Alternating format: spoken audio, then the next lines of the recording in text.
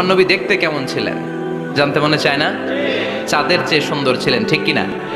আমরা হাদিসের আলোকে দেখার চেষ্টা করব আসলে তিনি কতটা সুন্দর ছিলেন।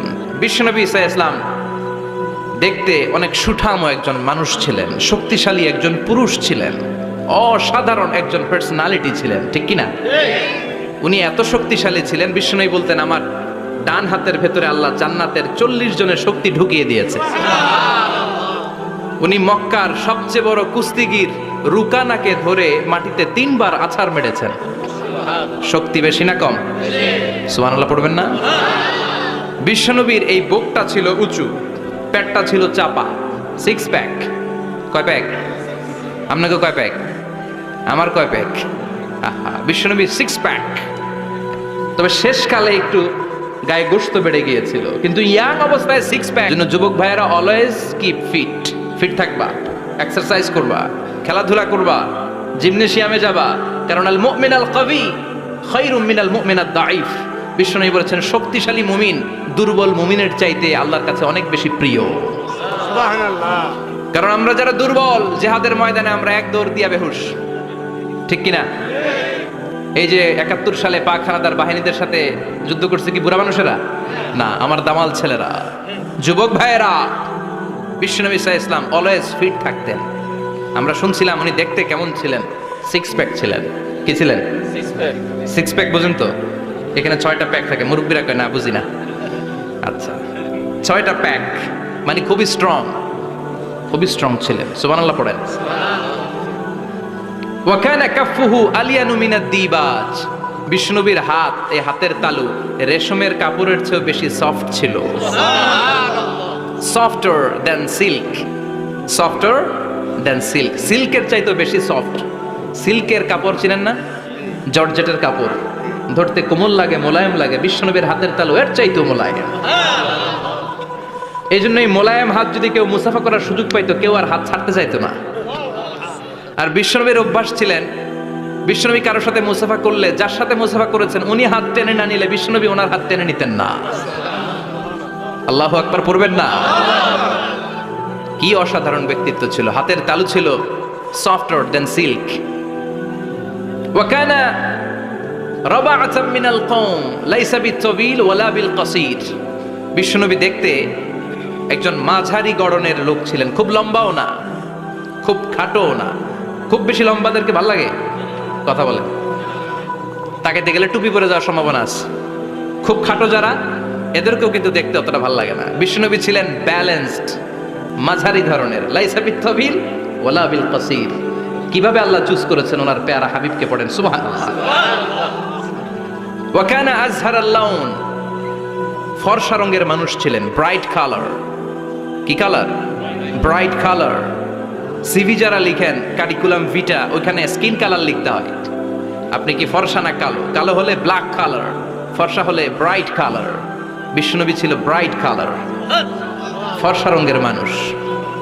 কতটা সুন্দর ছিলেন! অনেকে বলে সাইয়েদনা ইউসুফ আলাইহিস সালাম বেশি সুন্দর। না না, বিশ্বনবী সাইয়েদনা ইউসুফ আলাইহিস সালামের চেয়ে অনেক গুণ বেশি সুন্দর ছিলেন। বিশ্বনবী বলতেন আনা মালিহুন ওয়া আখি ইউসুফ সাবিহুন। আমি বিশ্বনবী মালিহ। আলেম যারা আছেন উত্তর দেন আরবিতে। মিলহুন মানে কি? লবণ। তার মানে মালিহ মানে লাবণ্যময়। বিশ্বনবী লাবণ্যময় সুন্দর ছিলেন, আর ইউসুফ আলাইহিস সালাম সাদা সুন্দর ছিলেন। এদিকে লাবণ্যময়, এদিকে সাদা, কোনটা ভালো লাগবে? কথা কন। তার মানে বিশ্বনবীর গায়ের স্কিন ছিল ব্রাইট কালার, ফর্সা রঙের মানুষ ছিলেন, মাঝারি সাইজের মানুষ ছিলেন, 6 প্যাকের মানুষ ছিলেন। ওয়া কুবিদা ওয়া লাইসা ফি রাসিহি ওয়া লিহিয়াতিহি 20 শাআরা বাইদা। ইন্তেকালের আগে দাড়ি আর চুল মিলে 20টা দাড়ি চুলের বেশি পাকে নাই। সুবহানাল্লাহ পড়বেন না? দাড়ি আর চুল মিলে মোট পাকছিল কয়টা? অনেকে বলে হুজুর স্বপ্নের ব্যাখ্যা দেন। কি স্বপ্ন দেখেছেন? তিনি বললেন আমি স্বপ্নে দেখেছি একজন লোক আল্লাহ রাসূলের কবর থেকে উঠে এসেছে। তাই নাকি? উনি জানতে চাচ্ছে যে এটা আল্লাহ রাসূল কিনা। আমি বললাম চেহারা কেমন দেখেছেন? বলে হুজুর আমি দেখলাম ধবধবে সাদা দাড়ি, ধবধবে সাদা চুল। তার মানে উনি কি আল্লাহ রাসূলকে দেখেছে? না, আল্লাহ রাসূলের ধবধবে সাদা চুল ছিল না, ধবধবে সাদা দাড়ি ছিল না। ইন্তেকালের আগে দাড়ি আর চুল মিলে পাকছিল কয়টা? কোম্পানিগঞ্জের ভাইয়েরা মনে থাকবে? দাড়ি আর চুল মিলে পেকেছিল কয়টা? কেমন করে পাকবে? উনি তো জাইতুনের তেল মালিশ করতেন। সুবহানাল্লাহ।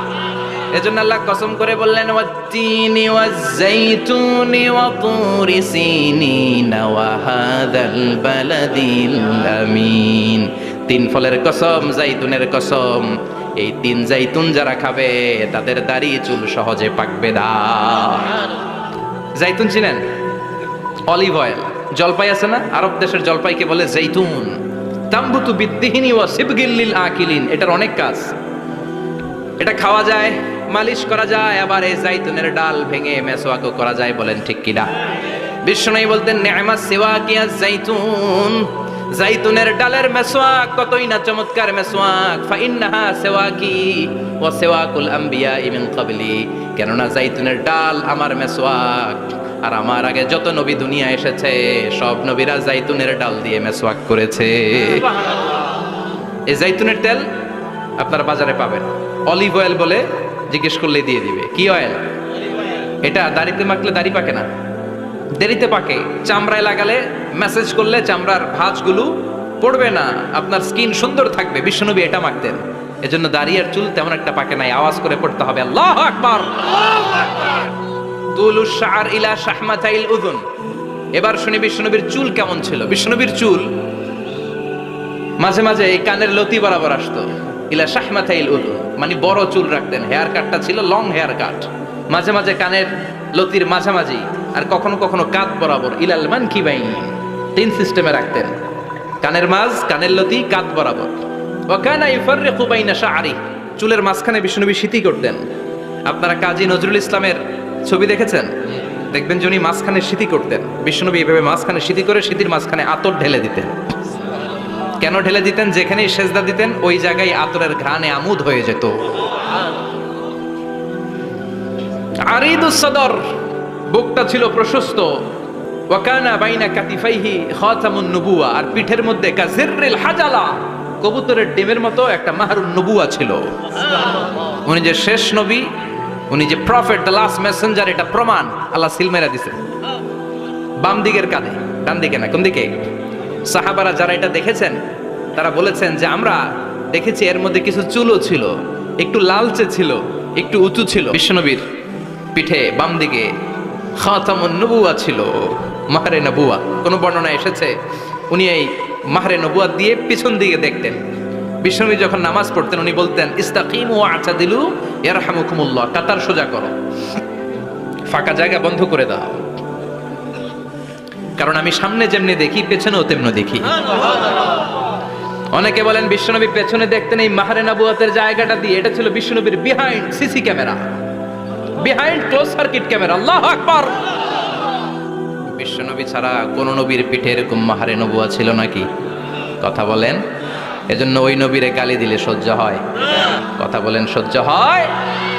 আবিয়াদুল ইবতাইন, বগল ছিল শুভ্র সাদা। আমাদের বগল কি সাদা? দুর্গন্ধ, কুৎসিত, কালো, তাই না? বিশ্বনবীরটা কালো? কথা কম, শুভ্র সাদা। আমরা দোয়া করি এভাবে। বিশ্বনবী মাঝে মাঝে দোয়া করতে করতে, বৃষ্টির জন্য যখন দোয়া চাইতেন, আরাফার ময়দানে যখন দোয়া চাইতেন, দোয়া করতে করতে হাতটারে উপরের দিকে করতেন। সবাই এরকম হাত তোলেন, সবাই হাত তোলেন। বিশ্বনবী মাঝে মাঝে আবেগের চোটে এইখান থেকে হাতটা এই জায়গায় নিয়ে যেতেন। সুবহানাল্লাহ। বিশ্বনবী যখন হাত আবেগের চোটে উপরের দিকে উঠাতেন, বিশ্বনবীর বগল দেখা যেত। সাহাবারা বলতেন, হাত্তা ইয়ারা বায়াদু ইবতাইহি, এই সুযোগে আমরা দেখতাম ওনার বগলটা ধবধবে সাদা, কোনো দাগ ছিল না। মুস্তাওয়াল জাবিন, প্রশস্ত ললাট ছিল। আসাম্মুল আনফ, খাড়া নাক ছিল।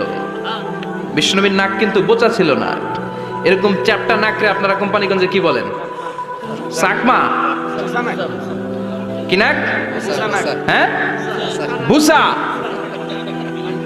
নাক বুসা বা বোচা। বিশ্বনবীর নাক এই চাকমা স্টাইলে নাক ছিল না, খাড়া ছিল, খাড়া নাক ছিল। সুবহানাল্লাহ পড়ে।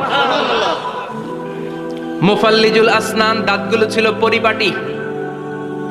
বিশ্বনবীর দাঁতের দিকে তাকালে, বিশ্বনবীর হাসির দিকে তাকালে মনে হতো হাসিতে যেন মুক্তা ঝরে।